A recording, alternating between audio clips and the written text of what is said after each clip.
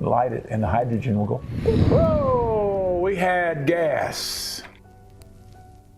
Well, welcome back to Faraday Studios. I'm Jake, Wizard 4, and this is my sidekick today. Elliot. Elliot, hey, you did pretty good. Is your name really Elliot? Yeah. Do you know the wizard handshake? Yeah. Let's do it. Hey. Well, Elliot, I want you to think about this, Elliot. I've got some note paper here. Each one of these sheets is about 500,000 atoms thick. A whole 500,000? Boy, they must be thin. So how in the world are you going to manipulate little bitty things like that? And you can't manipulate them individually. You have to do them in groups. So chemists work with large groups of atoms, right? But occasionally there's something you can do when you can just manipulate a few atoms at a time. And that's what we're going to do. We're going to manipulate. I'm good at that. Yeah, sure. Your mom said you're a manipulator. So here's a molecule. This is a model of a molecule. It looks like Mickey Mouse. Looks like Mickey Mouse, right? How many atoms would you see on this model? Probably 3. 3, right. And actually that's H2, because there's 2 H's. This is hydrogen, 2 hydrogens and an oxygen. So that's where H2O comes from. That's where H2O comes from, right? I got a whole beaker of these H2Os, and we're going to split them apart. We're going to get all the oxygens to go one way, and we're going to get the hydrogens to go another way. But you just need some clean water and a 9-volt battery.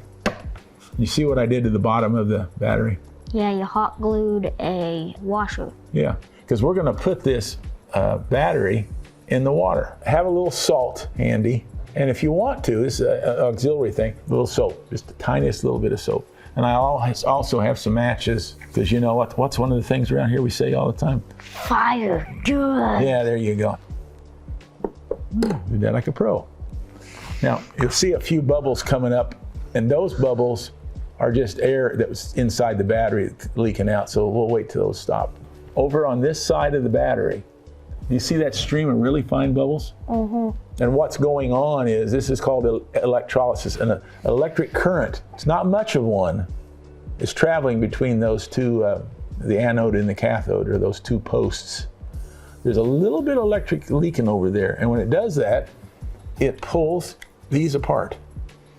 So that one's the hydrogen, right? Because there's more bubbles coming out. Oh, you're thinking.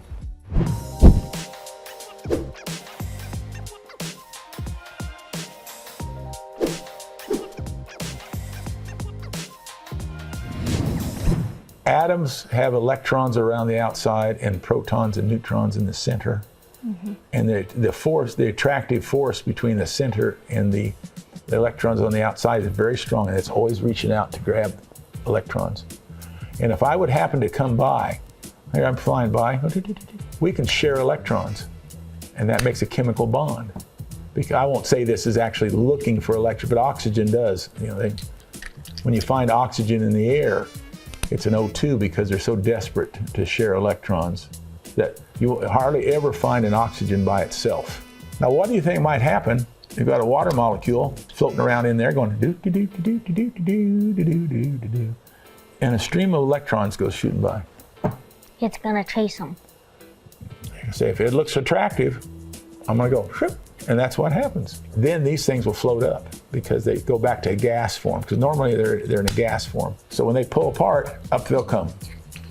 Hydrogens will go one way, the oxygens will go another. And that's what you're seeing right there.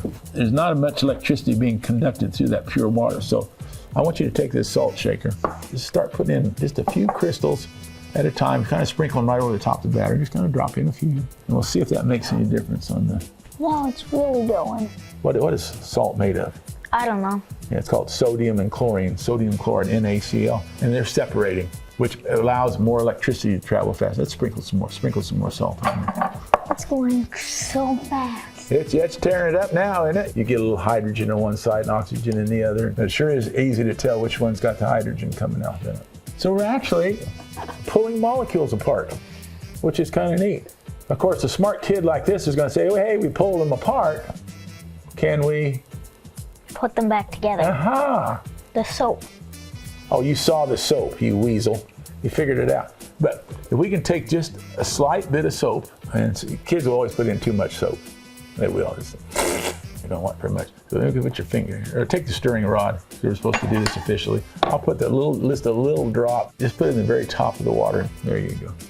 Now there's a lot of foam. Now there's a lot of foam. It might take us a while, but eventually you'll get a little, once it stops moving around, I mean a little pile of foam on there, and you can take a match, light it, and the hydrogen will go boop. Whoa, we had gas.